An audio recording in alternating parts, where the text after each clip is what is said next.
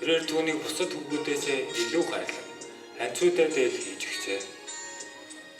Эцэг нь түүнийг илүү хайрладгийг ах нар нь хараад Йосефийг үзэн ядаж түүнтэй ив найртай ярилцаж чаддаггүй байжээ. Йосеф нэгэн зүү зүүдэлж түүнийг ах нартай ярьсанд тэд түүнийг улам үзэн ядах болж бай.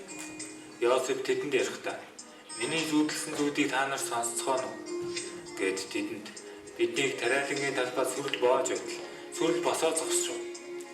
Гэтэл үзэг тун та нарын боосон сүрэл миний сүрлийг тойрон зогсоод түүнд мөргөцгөө" гэж ярьжээ. Ах нар нь түүнд атаархаж харин аав нь түүний үгийг сэтгэлдээ хатгалав.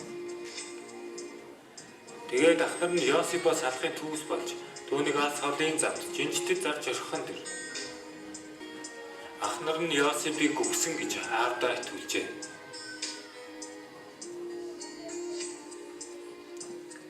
Ингээд Йосеф Египтэд хүргэв.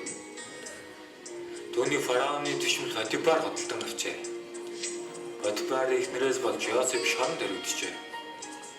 Фараон өөрийн хоёр албат ахлах сүнж ахлах талхчин хоёрыг Египтийн хаан дөгөл үлдсэн учраас Йосефийг хоригдож байсан шоронд хийжээ.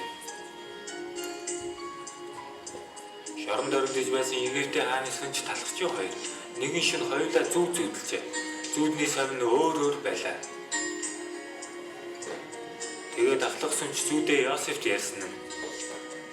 Йосеф хариуд "Түүний тайлна гэвэл 3 өчир нь 3 өдөр юм. Фараон 3 өдрийн дотор тэрүүний тань өргөж хуучин албантай дахин орлоо." Зүүдийг ийхүү Йосеф тайлжээ. Үүний дараа ахлах талхчин Йосефт зүүдээ ярихад Йосеф "Түүний тайлна гэвэл 3 цагс нь 3 өдөр юм. 3 өдрийн дотор фараон тэрүүний тань биеэс чинь өргөн авч модонд үлгэхэд шууд махыг чинь идэх болно гэв.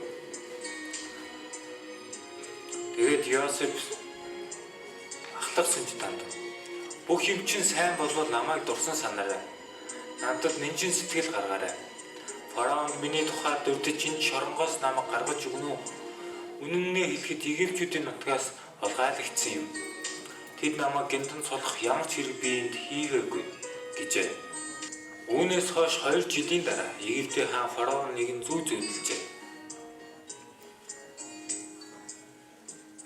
Тэр зүүдийг тайлах ямар ч зүүнч мэргэд байсангүй. Ахлах сүнж талхчны болон өөрийн зүүдийг тайлбарлсан Йосефийн талаар фараон хаан учирлан хэлэхэд фараон хаан Йосефийг "Энд авчир, миний зүүдийн учрыг тайлбарлах" хэмээн тушаажээ.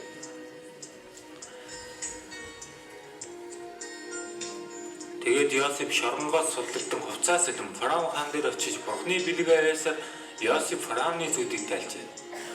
Үнтэй 7 жил өнгөрч ган гачигтай 7 жил болж Йосефийн тайлсан зүүд фараон болон түүний бүх төшмөлд сайхан санагджээ. Фараон төшмөдтэй хандаж Бурхны сүнстэй ийм хүнийг хаанаас олох вэ гэж фараон Йосеф тандж "Бурхан энэ бүх зүйлийг чамд л үзүүлсэн учраас чам шиг цэцэн мэргэн хүн алга. Чи миний өргөөг захах болно. Миний ард түмэн бүгдээрээ чиний үгийг дагна. Би зөвхөн хааширын цууж байгаагаар чамаас илүү" гэв. Тэгээд Йосеф фараон бүх Египтийг захирах зорилгочоор томилжээ. Үнтэй 7 жил өнгөрч ган гачигтай 7 жил болж Йосефийн ах нар хүн сахбад Египтэд иржээ. Йосеф тэдэнтэй уулзч Йосеф ах нараа уучлж баяр хөөртэй Бурхан намайг Египтэд авчирсан тэдэнд бусад хүмүүс туслуулахын тулд байсан гэдгийг хэлжээ. Йосефийн бүх гэр бүл Египтэд ирэв. Йосеф хайртай аавтайгаа дахин уулзав.